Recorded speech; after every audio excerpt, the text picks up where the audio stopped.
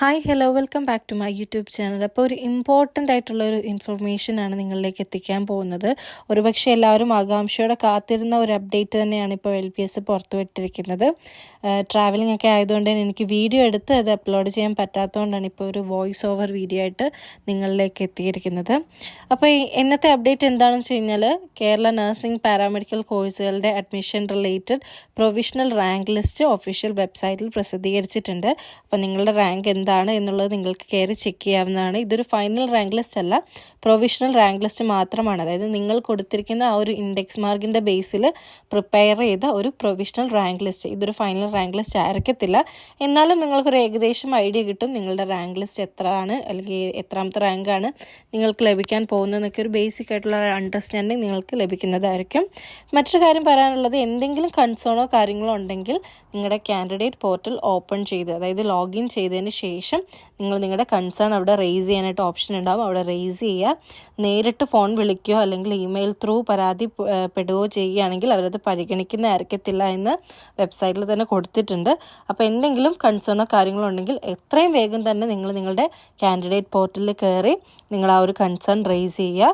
ഈ ഒരു ടൈം എന്ന് പറഞ്ഞിരിക്കുന്നത് ജൂലൈ 22, അതായത് ഇന്ന് 5 മണിക്കുള്ളിലാണ് നിങ്ങളുടെ പരാതികൾ നിങ്ങൾക്ക് സമർപ്പിക്കാൻ ലഭിച്ചിരിക്കുന്ന സമയം എന്ന് പറയുന്നത്. അപ്പോൾ എത്രയും വേഗം നിങ്ങളതൊന്ന് ചെക്ക് ചെയ്ത് നോക്കുക.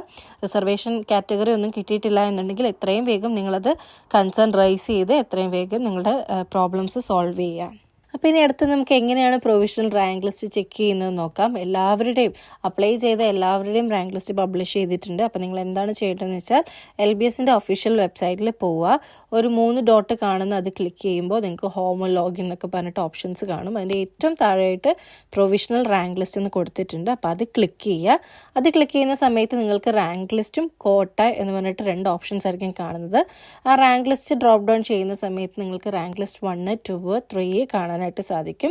റാങ്ക് ലിസ്റ്റ് 1 നമ്മൾ ഓൾറെഡി പ്രീവിയസ് വീഡിയോസിലൊക്കെ പറഞ്ഞ പോലെ തന്നെ BSc നഴ്സിംഗ്, BSc MLT, അതായത് എല്ലാ പാരാമെഡിക്കൽ കോഴ്സുകളും except BASLP and BPO, BASLPയും BPO ഒഴികെ ബാക്കി എല്ലാ പാരാമെഡിക്കൽ കോഴ്സുകളും BSc നഴ്സിംഗിൻ്റെയും റാങ്ക് ലിസ്റ്റാണ് റാങ്ക് ലിസ്റ്റ് 1 എന്ന് പറയുന്നത്.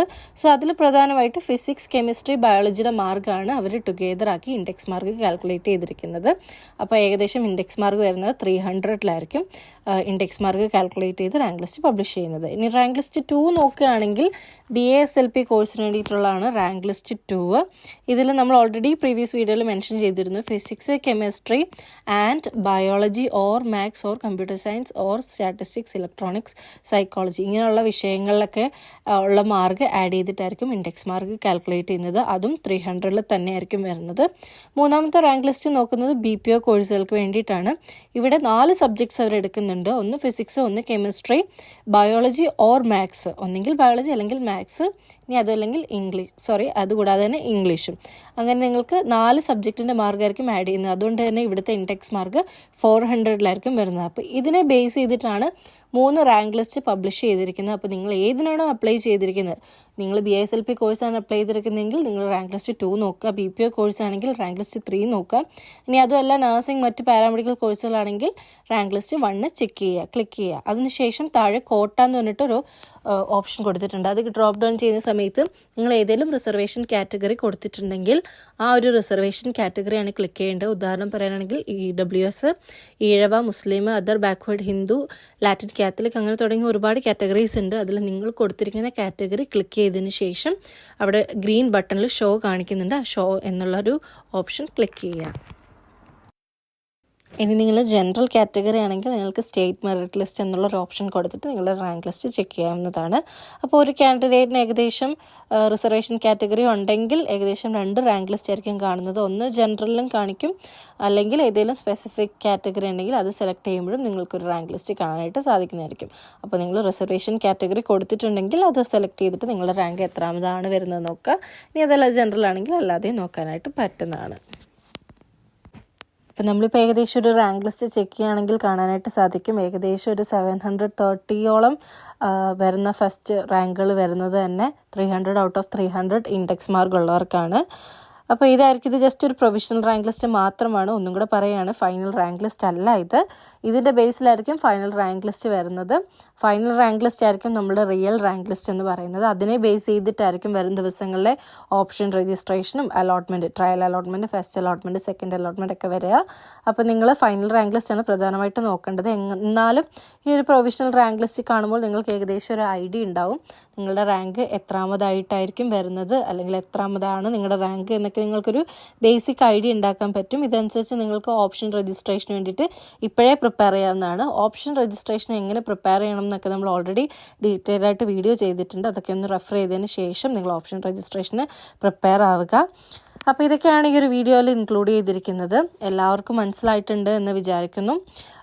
പിന്നെ മറ്റൊരു പ്രധാനപ്പെട്ട അപ്ഡേറ്റ് പറയാനുള്ളത്, എല്ലാവരും ചോദിക്കുന്നുണ്ടായിരുന്നു PNC MACും അതുപോലെ AMCS FNCKയുടെ ഒക്കെ അഡ്മിഷൻ ആയോ എന്ന് ഒരുപാട് കമൻസും കാര്യങ്ങളും ഉണ്ടായിരുന്നു. അപ്പോൾ അതിനൊരു നോട്ടിഫിക്കേഷൻ വന്നിട്ടുണ്ട്. അഡ്മിഷൻ പ്രോസസ്സ് സ്റ്റാർട്ട് ആയിട്ടുണ്ട്. PNC MAC ആണെങ്കിലും അല്ലെങ്കിൽ AMCS FNCK ആണെങ്കിലും രണ്ടിൻ്റെയും ഒരുപോലെ തന്നെ അഡ്മിഷൻ പ്രോസസ്സ് സ്റ്റാർട്ടായിട്ടുണ്ട്. രണ്ടിൻ്റെയും ഓൺലൈൻ ആപ്ലിക്കേഷൻ സമർപ്പിക്കേണ്ട ലാസ്റ്റ് ഡേറ്റ് എന്ന് പറയുന്നത് 20 ഓഗസ്റ്റ് 2025. അപ്പോൾ ഈ ഒരു ഡേറ്റ് നിങ്ങൾ എത്രയും വേഗം ഒന്ന് നോട്ട് ചെയ്ത് വെക്കുക. ആ ഒരു ടൈമിനുള്ളിൽ തന്നെ നിങ്ങൾ നിങ്ങളുടെ ആപ്ലിക്കേഷൻസ് ഒക്കെ സബ്മിറ്റ് ചെയ്യുക. ഇത് റിലേറ്റഡ് നമ്മൾ ഡീറ്റെയിൽഡ് വീഡിയോ വരുന്ന ദിവസങ്ങളിൽ ചെയ്യുന്നതായിരിക്കും. പ്രോസ്പെക്ടസ് ഒക്കെ എക്സ്പ്ലെയിൻ ചെയ്തിട്ട് എത്ര കോളേജ് ഉണ്ട്, എത്ര സീറ്റ് ഉണ്ട്, ഇങ്ങനെയുള്ള ഒരു ഡീറ്റെയിൽഡ് വീഡിയോ നമ്മൾ വരും ദിവസങ്ങളിൽ ഉടനെ തന്നെ അപ്ലോഡ് ചെയ്യുന്നതായിരിക്കും. അപ്പോൾ എല്ലാവരും സ്റ്റേ ട്യൂൺഡ്.